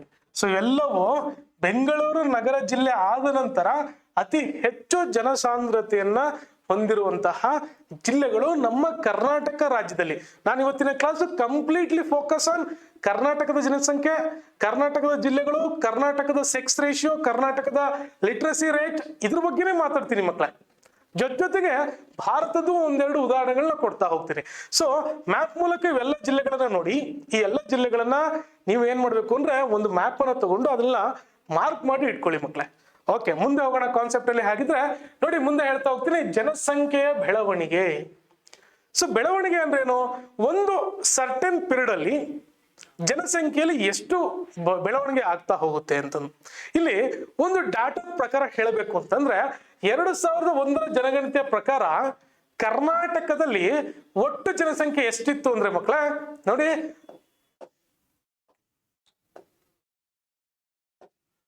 5,28,50,562 ಜನರು 2001 ಜನಗಣತಿಯ ಪ್ರಕಾರ ಇದ್ರು. ನೋಡಿ 2001 ಜನಗಣತಿಯ ಪ್ರಕಾರ ನಾನು ನಿಮಗೆ ಮುಂಚೆನೆ ಹೇಳಿದೆ, ಜನಗಣತಿ ಅನ್ನೋದು ಸರ್ಕಾರದಿಂದ ನಡೆಯುವಂತ ಒಂದು ದೊಡ್ಡ ಕಾರ್ಯ, ಪ್ರತಿ 10 ವರ್ಷಕ್ಕೆ ಒಮ್ಮೆ ಆಗುತ್ತೆ ಅಂತಂದು. ಸೊ 2001 ಆಗಿದ್ದು, ನೆಕ್ಸ್ಟ್ ಜನಗಣತಿ ಯಾವಾಗಾಯ್ತು? 2011 ಆಯ್ತು ಅಲ್ವಾ? 2011 ಆಯ್ತು. ಸೊ ಹಾಗಿದ್ರೆ ಈ 10 ವರ್ಷಗಳ ಒಂದು ಗ್ಯಾಪ್ ಅಲ್ಲಿ, ಈ ಒಂದು ಅವಧಿಯಲ್ಲಿ ಕರ್ನಾಟಕದಲ್ಲಿ ಎಷ್ಟು ಜನರು ಹೆಚ್ಚಿಗೆ ಆಗಿದ್ರು ಅನ್ನೋದನ್ನ ನೋಡೋದಾದ್ರೆ ನೋಡಿ ಮಕ್ಕಳ, ಅದನ್ನ ತುಂಬಾ ನೀಟಾಗಿ ಇಲ್ಲಿ ತೋರಿಸ್ತಾ ಹೋಗ್ತೀನಿ. ಅದನ್ನೇ ನಾವು ಜನಸಂಖ್ಯೆ ಬೆಳವಣಿಗೆ ಅಂತ ಹೇಳ್ತಾ ಹೋಗ್ತೀವಿ. ನೋಡಿ, 2001ರಿಂದ 2011 ಒಂದು ದಶಕದಲ್ಲಿ, ಈ 10 ವರ್ಷಗಳ ಒಂದು ಪೀರಿಯಡ್ಗೆ ದಶಕ ಅಂತ ಹೇಳ್ತಾ ಹೋಗ್ತೀವಿ. ಸೊ 100 ವರ್ಷಕ್ಕೆ ಸೆಂಚುರಿ ಅಂತೀವಿ. ಹಿಂಗೆ 80,80,142 ಜನರು ಈ 10 ವರ್ಷ ಅಥವಾ ಒಂದು ಡಿಕೇಡ್ ಅಂತ ಏನ್ ಹೇಳ್ತೀವಿ ಇಂಗ್ಲಿಷ್ ಅಲ್ಲಿ, ಈ 10 ವರ್ಷಗಳಲ್ಲಿ ಇಷ್ಟು ಜನರ ಒಂದು ಸಂಖ್ಯೆ ಬೆಳವಣಿಗೆ ಆಗಿತ್ತು ಮಕ್ಕಳೇ. ಎಷ್ಟು? 80,80,142 ಜನರು ಕರ್ನಾಟಕದಲ್ಲಿ ಈ 10 ವರ್ಷದಲ್ಲಿ ಹುಟ್ಟಿದ್ರು ಮಕ್ಕಳೇ. ಇದನ್ನ ನಾವು ಜನಸಂಖ್ಯೆಯ ಬೆಳವಣಿಗೆ ಅಂತ ಕರಿತಾ ಹೋಗ್ತೀವಿ. ಸೊ ಮುಂದೆ ಹೋಗ್ತಾ ನೋಡೋಣ. ಹಾಗಿದ್ರೆ ಈ ಬೆಳವಣಿಗೆ ದರ ನಾವೊಂದು ಪರ್ಸೆಂಟೇಜ್ ಅಂತ ಮಾಡಿದ್ರೆ, ಈ ಜನಸಂಖ್ಯೆಯ ಬೆಳವಣಿಗೆ ದರವನ್ನ ಒಂದು ಪರ್ಸೆಂಟೇಜ್ ಅಂತ ಮಾಡಿದ್ರೆ, ಕರ್ನಾಟಕದ ಈ 10 ವರ್ಷಗಳ ಒಂದು ಅವಧಿಯಲ್ಲಿ ಎಷ್ಟು ಜನ ಬೆಳವಣಿಗೆಗೊಂಡ್ರು ಅದನ್ನ ಆಧಾರವಾಗಿ ಇಟ್ಕೊಂಡು ಇಲ್ಲಿ ಶೇಕಡಾವಾರು ಪ್ರಮಾಣದಲ್ಲಿ ಹೇಳೋದಾದ್ರೆ, ನೋಡಿ ಮಕ್ಕಳ, 15.67%. ಇದು ಕರ್ನಾಟಕದ ಒಂದು ಜನಸಂಖ್ಯಾ ಬೆಳವಣಿಗೆಯ ಒಂದು ದರ ಮಕ್ಕಳೇ, 15.67%. ಸೊ ನಾವೀಗ ಭಾರತದ ಜೊತೆ ಕಂಪೇರ್ ಮಾಡೋಣ. ಈಗ ಭಾರತದ ಜೊತೆ ಕಂಪೇರ್ ಮಾಡಿದಾಗ ಕರ್ನಾಟಕ ರಾಜ್ಯದಲ್ಲಿ ಈ ಜನಸಂಖ್ಯೆ ಬೆಳವಣಿಗೆ ದರ ಹೆಚ್ಚಿಗೆ ಇದೆಯೋ ಕಡಿಮೆ ಇದೆಯೋ, ಭಾರತ ದೇಶಕ್ಕಿಂತ ಕಡಿಮೆ ಇದೆಯೋ? ನಾವು ಭಾರತ ದೇಶದನ್ನ ನೋಡೋದಾದ್ರೆ ನೋಡಿ ಮಕ್ಕಳೇ, ಸೊ ಇಲ್ಲೇನ್ ಹೇಳುತ್ತೆ ಅಂದ್ರೆ, ನೋಡಿ, ಭಾರತದ ಜನಸಂಖ್ಯೆ ಬೆಳವಣಿಗೆ 17.64%. ನೋಡಿ, ಹಾಗಿದ್ರೆ ನಿಮ್ಗೆ ಈಗ ಒಂದು ವಿಚಾರ ಕ್ಲಿಯರ್ ಆಯ್ತು. ಭಾರತ ದೇಶದ ಜನಸಂಖ್ಯೆ ಬೆಳವಣಿಗೆ ದರಕ್ಕಿಂತ ಕರ್ನಾಟಕ ರಾಜ್ಯದಲ್ಲಿ ಈ ಜನಸಂಖ್ಯೆಯ ಬೆಳವಣಿಗೆ ದರ ಕಡಿಮೆ ಇದೆ. ಸೊ ಭಾರತದ ಒಂದು ಜನಸಂಖ್ಯೆ ಬೆಳವಣಿಗೆ ದರ ನೋಡಿ 17.64% ಇರುತ್ತೆ, ಹೌದಲ್ವಾ? ಸೊ ಹಾಗಿದ್ರೆ ಕರ್ನಾಟಕದಲ್ಲಿ ಯಾಕೆ ಕಡಿಮೆ ಆಯ್ತು? ನಮ್ಮ ಸರ್ಕಾರಗಳು ಯಾವುದಾದ್ರೂ ಯೋಜನೆಗಳನ್ನ ತಂದಿದವ, ಯಾವುದಾದ್ರೂ ಸ್ಕೀಮ್ಗಳನ್ನ ತಂದಿದವ, ಸರ್ಕಾರ ಏನಾದ್ರೂ ಕಾರ್ಯಕ್ರಮಗಳನ್ನ ಹಮ್ಮಿದೆಯಾ ಈ ಒಂದು ಜನಸಂಖ್ಯೆ ಬೆಳವಣಿಗೆ ನಿಯಂತ್ರಣವನ್ನು ಮಾಡೋದಕ್ಕೆ ಅಂತ ನೋಡೋದಾದ್ರೆ ಮಕ್ಕಳೇ, ಖಂಡಿತವಾಗ್ಲೂ ಇಲ್ಲಿ ನಾವು ಒಂದಿಷ್ಟು ಜಾಗೃತಿಗಳನ್ನ ನೋಡ್ತಾ ಹೋಗ್ತೀವಿ. ಅದು ಕಾರಣವನ್ನು ನೋಡೋದಾದ್ರೆ, ಒಂದು ಕುಟುಂಬ ಯೋಜನಾ ಕಾರ್ಯಕ್ರಮದ ಒಂದು ಜಾಗೃತಿ ಆಗಿರ್ಬೋದು, ಈ ಫ್ಯಾಮಿಲಿ ಪ್ಲಾನಿಂಗ್ ಅಂತ ಕರಿತಾ ಹೋಗ್ತೀವಿ. ಹಾಗೆ ಸಾಕ್ಷರತಾ ಕಾರ್ಯಕ್ರಮಗಳು, ಇವುಗಳನ್ನ ಸರ್ಕಾರ ಹಮ್ಮಿಕೊಂಡಿದೆ. ನೋಡಿ, ಜನನ ನಿಯಂತ್ರಣಗಳು, ಇವೆಲ್ಲವೂ ಈ ಎಲ್ಲ ನಿಯಂತ್ರಣಗಳನ್ನ ಸರ್ಕಾರ ಇವತ್ತು ಯಶಸ್ವಿಯಾಗಿ ಮಾಡ್ತಾ ಬರೋದು ಕಾರಣ ನಮ್ಮ ಕರ್ನಾಟಕ ರಾಜ್ಯದ ಜನಸಂಖ್ಯಾ ಬೆಳವಣಿಗೆ ದರ ಏನಿದೆ ಅಂದ್ರೆ ಇವತ್ತು ಭಾರತದ ಜನಸಂಖ್ಯೆ ಬೆಳವಣಿಗೆ ದರಕ್ಕಿಂತ ಕಡಿಮೆ ಇದೆ ಮಕ್ಕಳೇ. ಸೊ ಈ ಹೆಚ್ಚಿನ ಜನಸಂಖ್ಯೆನೂ ಆಗ್ಬಾರ್ದು, ಹಾಗಂತ ಜನಸಂಖ್ಯೆನೇ ಇಲ್ಲದ ರೀತಿಯಾಗಿ ಇರೋದಕ್ಕೂ ಆಗೋದಿಲ್ಲ ಮಕ್ಕಳೇ. ಸೊ ಜನಸಂಖ್ಯೆ ಬೆಳವಣಿಗೆ ದರ ಒಂದು ಅವರೇಜ್ ಅಲ್ಲಿ ಹೋಗ್ತಾ ಇದ್ದಾಗ ಮಾತ್ರ ಅಲ್ಲಿ ಎಲ್ಲವೂ ಸುಗಮವಾಗಿರುತ್ತೆ ಮಕ್ಕಳೇ. ಜನಸಂಖ್ಯಾ ಸ್ಫೋಟ ಆಗ್ಬಿಡ್ತು ಅಂದ್ರೆ ನೋಡಿ, ಅವಾಗ ಸರ್ಕಾರಕ್ಕೆ ತುಂಬಾ ಚಾಲೆಂಜಸ್ಗಳು ಬರುತ್ತೆ. ಫಾರ್ ಎಕ್ಸಾಂಪಲ್, ಈಗ ಈ ಒಂದು ಅವಧಿಯಲ್ಲಿಯೇ ಕರ್ನಾಟಕದಲ್ಲಿ ಒಂದು 5 ಕೋಟಿ ಜನಸಂಖ್ಯೆ ಜಾಸ್ತಿ ಆಗಿತ್ತು ಅಂತ ಅನ್ಕೊಳ್ಳಿ, ಒಂದು ಎಕ್ಸಾಂಪಲ್. ಓಕೆ, ಸೊ ಏನಾಗುತ್ತೆ ಅವಾಗ ಸರ್ಕಾರಕ್ಕೆ ಯಾವ್ಯಾವ ಚಾಲೆಂಜಸ್ಗಳು ಬರುತ್ತೆ? ಆ 5 ಕೋಟಿ ಜನಕ್ಕೆ ವಸತಿ, ಬಟ್ಟೆ, ನೀರು, ಆಹಾರ, ಮೂಲಭೂತವಾಗಿ ಬೇಕಾಗಿರುವಂತ ಎಲ್ಲ ಅಂಶಗಳನ್ನ ಸರ್ಕಾರ ಒದಗಿಸ್ಕೊಡ್ಬೇಕು ಮಕ್ಕಳೇ. ಸೊ ಅವಾಗ ಏನಾಗುತ್ತೆ, ಸರ್ಕಾರದ ಎಲ್ಲ ಒಂದು ಯೋಜನೆಗಳನ್ನ ಕೈಬಿಟ್ಟು ಈ ಒಂದು ಯೋಜನೆಗಳಿಗೆ ತನ್ನ ಹಣವನ್ನ ವ್ಯಯ ಮಾಡ್ತಾ ಹೋಗುತ್ತೆ. ಹೆಚ್ಚಿನ ಒಂದು ಜನಸಂಖ್ಯಾ ಸ್ಫೋಟವಾದ್ರೆ ಸರ್ಕಾರ ಜನಗಳ ಯೋಗಕ್ಷೇಮ ನೋಡೋದ್ರಲ್ಲೇ ತನ್ನ ಒಂದು ಆಳ್ವಿಕೆಯನ್ನು ಮುಗಿಸ್ಬಿಡುತ್ತೆ ಮಕ್ಕಳೇ. ಅಲ್ಲಿ ಯಾವುದೇ ಅಭಿವೃದ್ಧಿ ಕಾರ್ಯಗಳು ಆಗೋದಿಲ್ಲ. ಹೀಗೆ ಸೊ ಎಲ್ಲ ಒಂದು ಇಂಟರ್ಲಿಂಕ್ ಇರುತ್ತೆ ಮಕ್ಕಳೇ, ಒಂದ್ರಿಂದ ಒಂದು ವಿಚಾರಗಳು. ಸೊ ಮುಂದೆ ಹೋಗ್ತಾ ನೋಡೋಣ. ಹಾಗಿದ್ರೆ ಏನಿದೆ ಕಾನ್ಸೆಪ್ಟ್ ಅಲ್ಲಿ ಅಂತಂದ್ರೆ, ಮುಂದೆ ನಾನು ಹೇಳ್ತಾ ಹೋಗ್ತೀನಿ ಜನಸಾಂದ್ರತೆ. ಸರ್, ಏನು ಜನಸಾಂದ್ರತೆ? ಇಲ್ಲಿ ನಿಮ್ಗೆ ಒಂದು ಕರ್ನಾಟಕದ ಒಂದು ಬ್ಲರ್ ಮ್ಯಾಪ್ ಕಾಣಿಸ್ತಾ ಇದೆ. ಯಾಕೆ ಸರ್ ಈ ರೀತಿ ಹಾಕಿದ್ರೆ ಅಂದ್ರೆ, ಇದು ಏನು ಇಂಡಿಕೇಟ್ ಮಾಡ್ತಾ ಇದೆ ಅಂದ್ರೆ ನಮ್ಮ ಕರ್ನಾಟಕ ರಾಜ್ಯದಲ್ಲಿ ಇರುವಂತಹ ಜನಸಾಂದ್ರತೆಯನ್ನ ಇಂಡಿಕೇಟ್ ಮಾಡ್ತಾ ಇದೆ. ಹಾಗಾಗಿ ಸ್ವಲ್ಪ ಬ್ಲರ್ ಕಾಣ್ತಿದೆ ಮಕ್ಕಳೇ ಇದು. ಸೊ ಏನು ಜನಸಾಂದ್ರತೆ? ಹಾಗಿದ್ರೆ ಇದನ್ನ ನಾವು ಹೇಗೆ ಅರ್ಥ ಮಾಡ್ಕೊಬೇಕು ಸರ್ ಅನ್ನೋದನ್ನ ನೋಡಿದ್ರೆ ಒಂದು ಡೆಫಿನೇಷನ್ ಮೂಲಕ ನೋಡ್ಬಿಡಿ ಮಕ್ಕಳೇ. ಸೊ ಜನಸಾಂದ್ರತೆ ಅಂದ್ರೆ ಪ್ರತಿ ಒಂದು ಚದುರ ಕಿಲೋಮೀಟರ್ಗೆ ಆ ಒಂದು ಕ್ಷೇತ್ರದಲ್ಲಿ ವಾಸಿಸುವ ಸರಾಸರಿ ಜನಸಂಖ್ಯೆಯನ್ನ ನಾವೇನ್ ಹೇಳ್ತೀವಿ, ಜನಸಾಂದ್ರತೆ ಅಂತ ಕರಿತಾ ಹೋಗ್ತೀವಿ ಮಕ್ಕಳೇ. ನೋಡಿ, ಇನ್ನೊಮ್ಮೆ, ಪ್ರತಿ ಚದರ ಕಿಲೋಮೀಟರ್ಗೆ ಅಥವಾ ಪ್ರತಿ ಒಂದು ಚದರ ಕಿಲೋಮೀಟರ್ಗೆ ಆ ಒಂದು ಕ್ಷೇತ್ರದಲ್ಲಿ ವಾಸಿಸುವ ಸರಾಸರಿ ಜನಸಂಖ್ಯೆಯನ್ನ ಜನಸಾಂದ್ರತೆ ಅಂತ ಹೇಳ್ತಾ ಹೋಗ್ತೀವಿ ಮಕ್ಕಳೇ. ಸೊ ಈಗ ನಿಮಗೆ ಕ್ಲಿಯರ್ ಆಯ್ತು ಅಂತ ಅನ್ಕೊಳ್ತೀನಿ. ಸೊ 2001ರ ಜನಗಣತಿಯ ಪ್ರಕಾರ ನಮ್ಮ ಕರ್ನಾಟಕ ಒಂದು ರಾಜ್ಯದಲ್ಲಿ ಪ್ರತಿ ಒಂದು ಚದರ ಕಿಲೋಮೀಟರ್ಗೆ ಎಷ್ಟು ಜನರು ವಾಸವಾಗಿದ್ರು ಅಂತ ಅಂದ್ರೆ ನೋಡಿ 275 ಜನರು. ಕಾಣಿಸಿದೆಯಾ? ಸೊ 275 ಜನರು ನಮ್ಮ ಕರ್ನಾಟಕದಲ್ಲಿ 2001ರ ಜನಗಣತಿಯ ಆಧಾರವಾಗಿ ಇಟ್ಕೊಂಡು ಹೇಳೋದಾದ್ರೆ 275 ಜನ ಒಂದು ಚದರ ಕಿಲೋಮೀಟರ್ನಲ್ಲಿ ವಾಸವಾಗಿದ್ರು. ಹಾಗಿದ್ರೆ ನಮ್ಮ ಜನಸಂಖ್ಯೆ ಹೆಚ್ಚಿಗೆ ಆಯ್ತು. ಒಂದು 10 ವರ್ಷಗಳ ಗ್ಯಾಪ್ ಅಲ್ಲಿ ನೋಡಿ ನಿಯರ್ಲಿ 80,80,142 ಜನರು ಹೆಚ್ಚಿಗೆ ಆದ್ರು. ಹಾಗಿದ್ರೆ ಈ ಒಂದು ಜನಸಾಂದ್ರತೆಯಲ್ಲಿ ಹೆಚ್ಚಿಗೆ ಆಯ್ತಾ? ಖಂಡಿತವಾಗ್ಲೂ ಆಯ್ತು ಮಕ್ಕಳೇ. ನಾವು 2011ರ ಜನಗಣತಿಯನ್ನ ಆಧಾರವಾಗಿ ಇಟ್ಕೊಂಡು ಈ ಜನಸಾಂದ್ರತೆಯ ಬಗ್ಗೆ ಮಾತಾಡ್ಬೇಕು ಅಂತಂದ್ರೆ ಈ 2011ರ ಜನಗಣತಿಯ ವರದಿಯ ಪ್ರಕಾರ ಇವತ್ತು ಕರ್ನಾಟಕದಲ್ಲಿ 319 ಜನರು ಪ್ರತಿ ಒಂದು ಚದರ ಕಿಲೋಮೀಟರ್ ಅಲ್ಲಿ ವಾಸವಾಗಿದ್ದಾರೆ ಮಕ್ಕಳೇ. ನೋಡಿ ಜನಸಾಂದ್ರತೆಯಲ್ಲಿ ಹೆಚ್ಚಿಗೆ ಆಗೋದನ್ನು ನಾವು ಕಂಡಿದ್ದೀವಿ ಅಲ್ವಾ? ಸೊ 2011ರ ಪ್ರಕಾರ 319 ಜನರು ಒಂದು ಚದರ ಕಿಲೋಮೀಟರ್ ನಲ್ಲಿ ವಾಸವಾಗಿದ್ದಾರೆ. ಸೊ ಹಾಗಾಗಿ ಅದನ್ನ ನಾನು ಒಂದು ಈ ಜಸ್ಟ್ ರಫ್ ಮ್ಯಾಪ್ ಅಲ್ಲಿ ಇಲ್ಲಿ ಇಂಡಿಕೇಟ್ ಮಾಡಿದ್ದೀನಿ ಮಕ್ಕಳೇ. ಸೊ ಅದ್ರ ಬಗ್ಗೆ ಈ ಮ್ಯಾಪ್ ಬಗ್ಗೆ ತೀರಾ ತಲೆ ಕೆಡಿಸ್ಕೊಳಕ್ ಹೋಗ್ಬೇಡಿ. ಸೊ ನೀವು ಈ ಕಾನ್ಸೆಪ್ಟ್ ನೀಟಾಗಿ ಅರ್ಥ ಮಾಡ್ಕೊಳ್ಳಿ ಇವತ್ತು. ಸೊ ಜನಸಾಂದ್ರತೆ ಅಂದ್ರೆ ಪ್ರತಿಯೊಂದು ಚದರ ಕಿಲೋಮೀಟರ್ ಅಲ್ಲಿ ವಾಸವಾಗಿರುವಂತ ಸರಾಸರಿ ಜನಸಂಖ್ಯೆಯ ಒಂದು ನಂಬರ್. ಓಕೆ, ಸೊ ಮುಂದೆ ಹೋಗೋಣ. ಆಗಿದ್ರೆ ಯಾವ ಕಾನ್ಸೆಪ್ಟ್ ಇದೆ ಅಂತಂದ್ರೆ ನೋಡಿ, ಭಾರತದ ಒಂದು ಸರಾಸರಿಗಿಂತ ಈ ನಮ್ಮ ಕರ್ನಾಟಕದ ಜನಸಾಂದ್ರತೆಯ ಸರಾಸರಿ ಕಡಿಮೆ ಇದೆ ಮಕ್ಕಳೇ. ಇಲ್ಲಿ ಭಾರತವನ್ನು ಒಟ್ಟಾರೆ ತಗೊಂಡ್ರೆ 2011ರ ಜನಗಣತಿಯ ಆಧಾರವಾಗಿ ಇಟ್ಕೊಂಡು ನಾವು ಮಾತಾಡೋದಾದ್ರೆ 380 ಜನರು ಪ್ರತಿ ಚದರ ಕಿಲೋಮೀಟರ್ ಅಲ್ಲಿ ವಾಸವಾಗಿದ್ದಾರೆ. ಅದನ್ನ ನಾವು ಗಣನೆಗೆ ತಗೊಂಡ್ರೆ ಕರ್ನಾಟಕದಲ್ಲಿ ಕಡಿಮೆ ಇದೆ ಮಕ್ಕಳೇ. ಸೊ ಮುಂದೆ ಹೋಗ್ತಾ ನೋಡೋಣ. ಬೆಂಗಳೂರು ನಗರ ಜಿಲ್ಲೆಯಲ್ಲಿ ಅಧಿಕ ಜನಸಾಂದ್ರತೆ ಹೊಂದಿದ್ದು ಇದು ಕರ್ನಾಟಕದಲ್ಲಿ ಮೊದಲ ಸ್ಥಾನ. ಹಾಗಿದ್ರೆ ಕೊನೆ ಸ್ಥಾನ ಯಾವ್ದು ನೀವು ಗೆಸ್ ಮಾಡಿರ್ತೀರ. ಈಗ ಯಾವ್ದು ಹೇಳಿ ಕೊನೆ ಸ್ಥಾನ?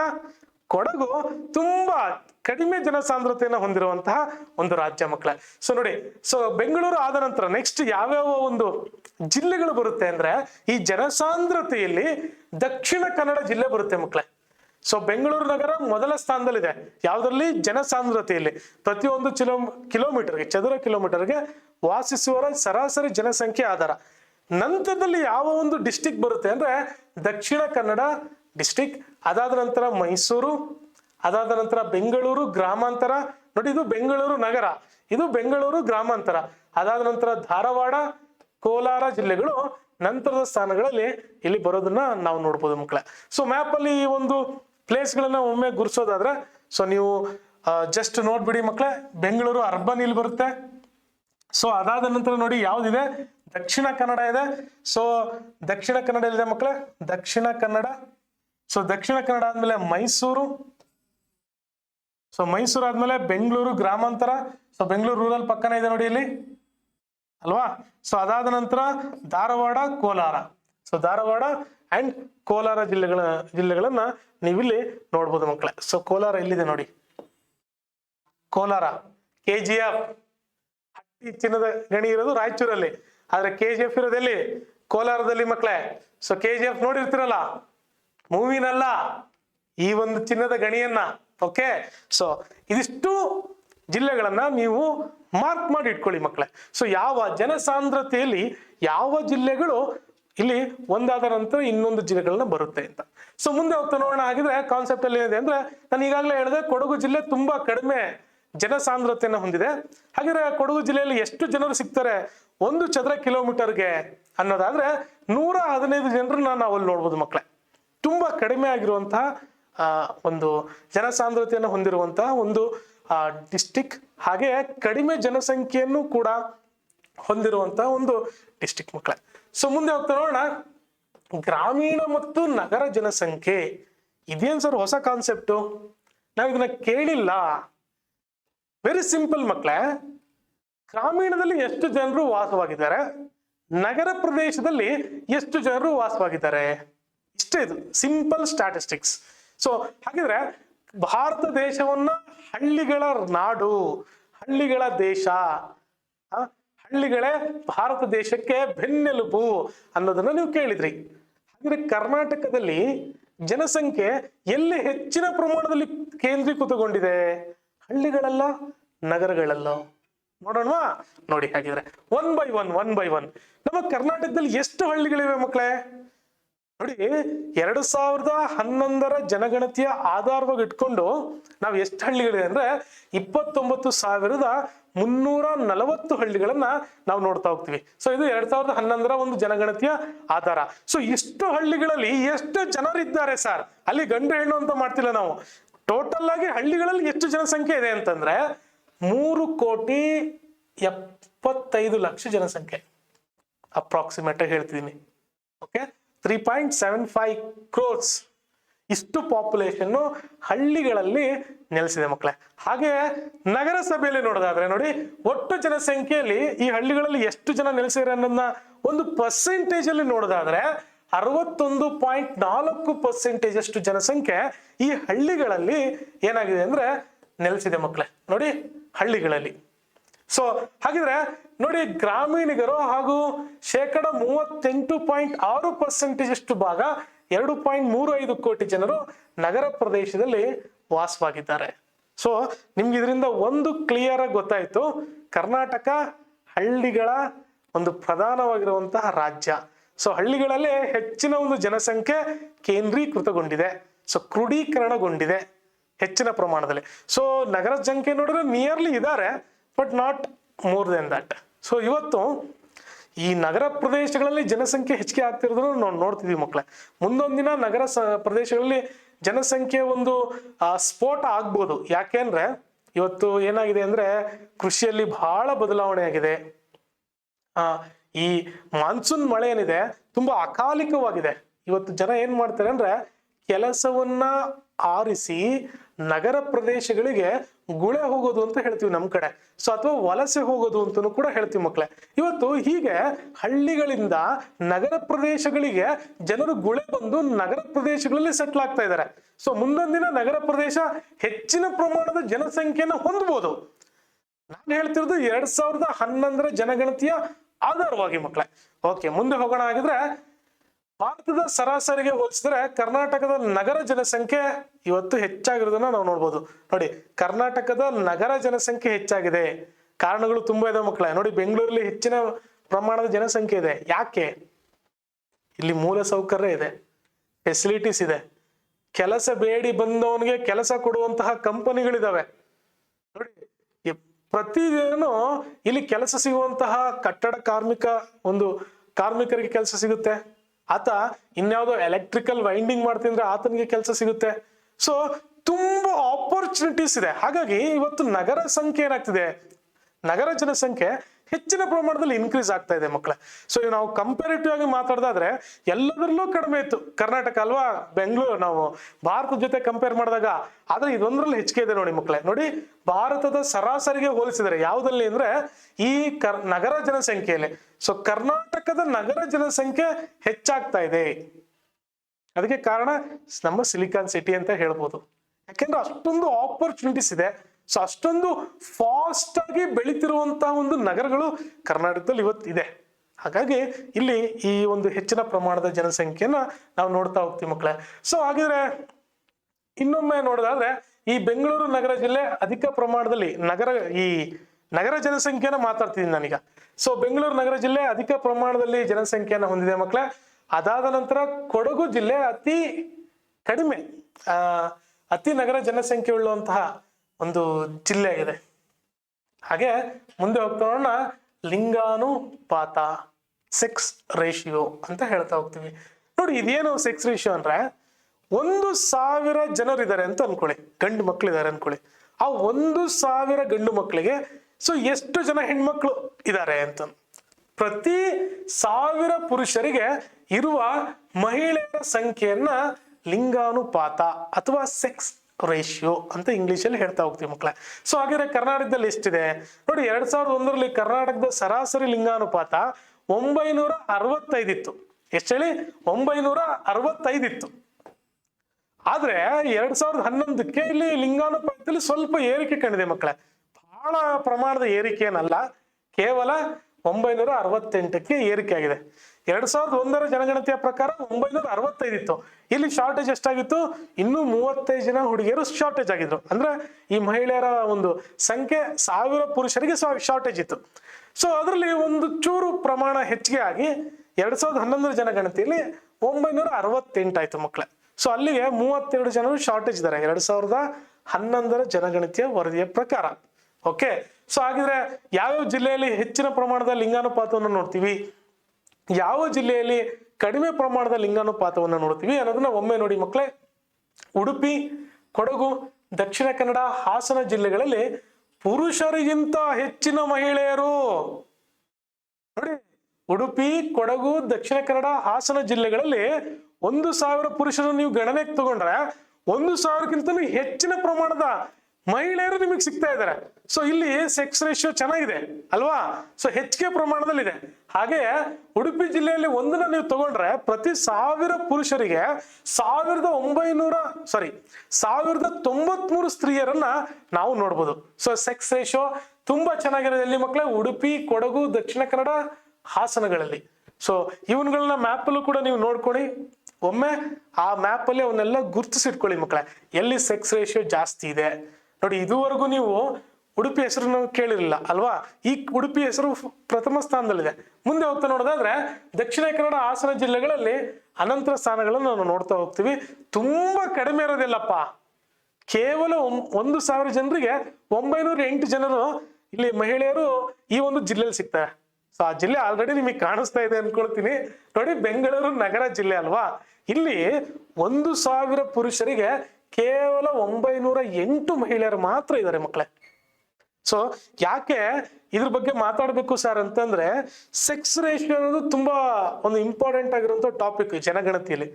ನೀವು ನೋಡಿ, ಈ ನಗರ ಪ್ರದೇಶ ಬೆಳೆದಂಗೆ ಈ ಒಂದು ಲಿಂಗಾನುಪಾತದಲ್ಲಿ ಕಡಿಮೆ ಆಯ್ತು ಅಂತಂದ್ರೆ ಅಂತಹ ಒಂದು ಪ್ರದೇಶಗಳಲ್ಲಿ ಈ ರೇಪ್ ಆಗಿರ್ಬೋದು, ದರೋಡೆಗಳಾಗಿರ್ಬೋದು, ಇವೆಲ್ಲವೂ ಕಾಮನ್ ಆಗಿ ನಡೆಯುತ್ತೆ. ಸೊ ಅವನ್ನೆಲ್ಲ ಸರಿಪಡಿಸ್ಬೇಕು ಅಂದ್ರೆ ಇದು ಸರಿಯಾಗಿರ್ಬೇಕು. 1000 ಪುರುಷರಿದ್ರೆ ಅಂದ್ರೆ 1000 ಮಹಿಳೆಯರಿದ್ರೆ ಸೊ ಅಲ್ಲಿ ಈ ರೀತಿ ಯಾವುದೇ ಒಂದು ಗಲಭೆಗಳು, ಈ ಅತ್ಯಾಚಾರದ ಗಲಭೆಗಳು ನಡೆಯೋದಿಲ್ಲ ಮಕ್ಕಳೇ. ನೀವು ದೆಹಲಿಯಲ್ಲೆಲ್ಲ ಯಾಕೆ ಹೆಚ್ಚಿನ ಪ್ರಮಾಣದ ಒಂದು ಈ ಗಲಭೆಗಳು ನಡೆಯುತ್ತೆ ಈ ನಾರ್ತ್ ಇಂಡಿಯಾದಲ್ಲಿ ಅಂತಂದ್ರೆ ಅಲ್ಲಿ ಈ ಸೆಕ್ಸ್ ರೇಷಿಯೋದಲ್ಲಿ ಕಡಿಮೆ ಪ್ರಮಾಣದ ಒಂದು ಅಂಶವನ್ನು ನೋಡ್ತೀವಿ. ಹಾಗಾಗಿ ಆ ತರದ ಒಂದು ಕೃತ್ಯಗಳು ನಡೀತಾ ಹೋಗುತ್ತೆ ಮಕ್ಕಳೇ. ಸೊ ಮುಂದೆ ಹೋಗ್ತಾ ನೋಡೋಣ, ವಯೋಮಾನ ರಚನೆ. ನಾನು ಮುಂಚೆನೆ ಹೇಳಿದ್ದೆ ಇದ್ರ ಬಗ್ಗೆ ಅಲ್ವಾ?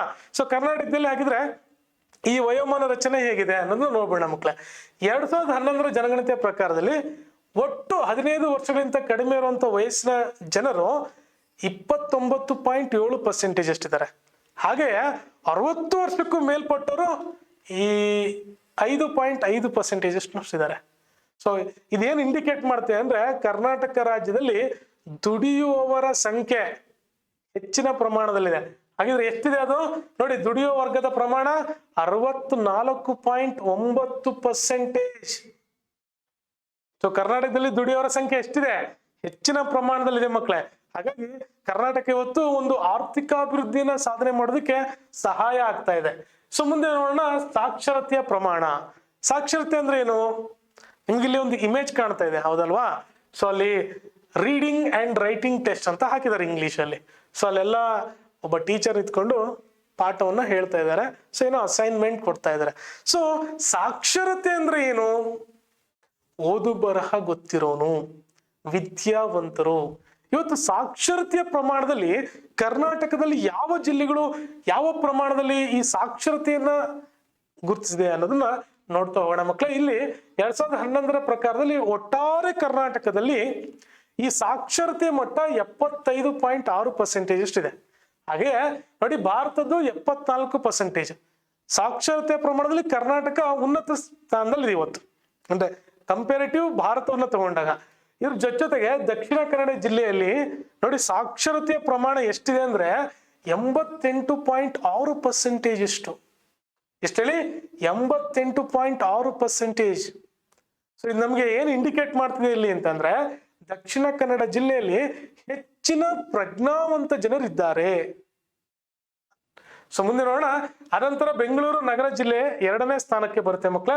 ಅಲ್ಲಿ 88.5% ಅಷ್ಟು ಸಾಕ್ಷರತಾ ಪ್ರಮಾಣದಲ್ಲಿ ಸಾಧನೆಯನ್ನ ಸಾಗಿದೆ. ಇದು 2ನೇ ಸ್ಥಾನದಲ್ಲಿರುವಂತಹ ಒಂದು ಜಿಲ್ಲೆ ಮಕ್ಕಳೇ. ಯಾವ್ದ್ರಲ್ಲಿ? ಈ ಸಾಕ್ಷರತಾ ಪ್ರಮಾಣದಲ್ಲಿ, ಲಿಟ್ರಸಿ ಡ್ರೈವ್ ಅಂತ ಹೇಳ್ತೇವೆ ಇಂಗ್ಲಿಷ್ ಅಲ್ಲಿ. ಹಾಗೆ 3ನೇ ಸ್ಥಾನದಲ್ಲಿ ಉಡುಪಿ ಜಿಲ್ಲೆಯನ್ನ ನೋಡ್ತೀವಿ. ಅದಾದ ನಂತರ ಯಾದಗಿರಿ ತುಂಬಾ ಕೆಳಮಟ್ಟದಲ್ಲಿರುವಂತಹ ಒಂದು ಜಿಲ್ಲೆ ಮಕ್ಕಳೇ. ಈ ಯಾವ್ದ್ರಲ್ಲಿ ಅಂದ್ರೆ ಸಾಕ್ಷರತಾ ಪ್ರಮಾಣದಲ್ಲಿ ತುಂಬಾ ಕಡಿಮೆ ಇದೆ ಮಕ್ಕಳೇ. 52.4% ಅಷ್ಟು ಇರುವಂತಹ ಒಂದು ಪ್ರಮಾಣ ಅಲ್ಲಿ. ಅದು ಅತ್ಯಂತ ಕಡಿಮೆ ಇರುವಂತಹ ಒಂದು ಜಿಲ್ಲೆ ನಮ್ಮ ಕರ್ನಾಟಕದಲ್ಲಿ. ಸೊ ಪುರುಷರ ಸಾಕ್ಷರತೆ ಪ್ರಮಾಣವನ್ನು ನೋಡಿದ್ರೆ 82.9% ಅಷ್ಟು ಪುರುಷರ ಸಾಕ್ಷರತಾ ಪ್ರಮಾಣವಿದೆ. ಸೊ ಮಹಿಳೆಯರಿಗೆ ಕಂಪೇರ್ ಮಾಡಿದ್ರೆ ಪುರುಷರ ಹೆಚ್ಚಿನ ಪ್ರಮಾಣದಲ್ಲಿ ಅಕ್ಷರಸ್ಥರಾಗಿದ್ದಾರೆ. ಸೊ ಹಾಗಿದ್ರೆ ಮಹಿಳೆಯರು ನೋಡಿ ಕೇವಲ 68.2% ಅಷ್ಟು ಮಾತ್ರ ಇಲ್ಲಿ ಮಹಿಳಾ ಸಾಕ್ಷರತೆಯನ್ನ ಕರ್ನಾಟಕದಲ್ಲಿ ನೋಡ್ತೀವಿ. ಸೊ ನಗರ ಪ್ರದೇಶಗಳಲ್ಲಿ ಗ್ರಾಮೀಣ ಪ್ರದೇಶಗಳಿಗಿಂತ ಹೆಚ್ಚು ಸಾಕ್ಷರತೆಯನ್ನ ನಾವು ನೋಡ್ಬೋದು. ಸೊ ಇವತ್ತು ಗ್ರಾಮೀಣದಲ್ಲಿ ಈ ಹಳ್ಳಿಗಳಲ್ಲಿ ಏನ್ ಮಾಡ್ತಾರೆ, ಸೊ ಹೆಣ್ಮಕ್ಳಿದ್ರೆ ಅವ್ರಿಗೆ ಏನ್ ಮಾಡ್ತಾರೆ, ಒಂದು ಎಕ್ಸಾಂಪಲ್ ಹೇಳ್ಬೇಕು ಅಂದ್ರೆ, ಸೊ ಬೇಗ ಮದುವೆ ಮಾಡಿ ಕಳಿಸ್ಬಿಡೋಣ ಅನ್ನೋದು ಅವ್ರ ಇಂಟೆನ್ಷನ್ ಇರುತ್ತೆ. ಅದೇ ನಗರ ಪ್ರದೇಶಗಳಲ್ಲಿ ಹೆಣ್ಣು ಮಗುವನ್ನ ಓದಿಸಿ ಒಳ್ಳೆ ನೌಕರಿಯನ್ನ ಕೊಡ್ಸೋಣ ಅನ್ನೋ ಒಂದು ಇಂಟೆನ್ಷನ್ ಇರುತ್ತೆ ಮಕ್ಕಳೇ. So it's all mind set. So ಆ ಮೈಂಡ್ ಸೆಟ್ಗಳು ಚೇಂಜ್ ಆಗ್ಬೇಕು. ಪ್ರತಿ ಹೆಣ್ಣು ಗಂಡಿಗೂ ಸಮಾನವಾದಂತಹ ಶಿಕ್ಷಣದ ಹಕ್ಕನ್ನ ಕೊಡಿಸುವ ಒಂದು ಜವಾಬ್ದಾರಿ ನಿಮ್ಮೆಲ್ಲ ಪೋಷಕರಿಗಿರುತ್ತೆ ಮಕ್ಕಳೇ. ಸೊ ನಿಮ್ಮ ಸುತ್ತಮುತ್ತ ಅಕ್ಕಪಕ್ಕ ಯಾವುದಾದರೂ ಒಂದು ಮಗು ಶಾಲೆಯಿಂದ ವಂಚಿತವಾಗಿದ್ರೆ ದಯವಿಟ್ಟು ಆ ಮಗುವನ್ನ ನೀವು ಶಾಲೆಗೆ ಕರೆತನ್ನಿ. ಆಗ ನಿಮ್ಗೂ ಕೂಡ ಈ ಸಾಕ್ಷರತಾ ಪ್ರಮಾಣದಲ್ಲಿ ಒಂದು ಕೊಡುಗೆಯನ್ನು ಕೊಟ್ಟಂತಹ ಹೆಮ್ಮೆ, ತೃಪ್ತಿ ನಿಮ್ಗೆ ಸಿಗುತ್ತೆ ಮಕ್ಕಳೇ. ಗೊತ್ತಾಯ್ತಾ? ಸೊ ಹಾಗಿದ್ರೆ ಮುಂದೆ ನೋಡೋಣ. ಇದಿಷ್ಟು ಸಾಕ್ಷರತೆಯ ಪ್ರಮಾಣ ಹಾಗೂ ನಮ್ಮ ಕರ್ನಾಟಕದ ಜನಸಂಖ್ಯೆಯ ಒಂದು ಪಾಠ ಮಕ್ಕಳೇ. ಸೊ ಇದು ಇವತ್ತಿನ ನನ್ನ ತರಗತಿಯಾಗಿತ್ತು. ಐ ಹೋಪ್ ನೀವೆಲ್ಲರೂ ಕೂಡ ಎಂಜಾಯ್ ಮಾಡಿದೀರಾ ಅಂತಂದು. ಸೊ ನನ್ನ ಮುಂದಿನ ತರಗತಿಯಲ್ಲಿ ಮತ್ತೊಂದು ಹೊಸ ಅಧ್ಯಾಯದ ಜೊತೆಗೆ ನಿಮ್ ಮುಂದೆ ಬರ್ತೀನಿ. ಸೊ ನನ್ನ ಮುಂದಿನ ತರಗತಿಗೆ ಕಾಯ್ತಾ ಇರಿ ಅಂತ ಹೇಳ್ತಾ, until then take care, have a nice day, bye.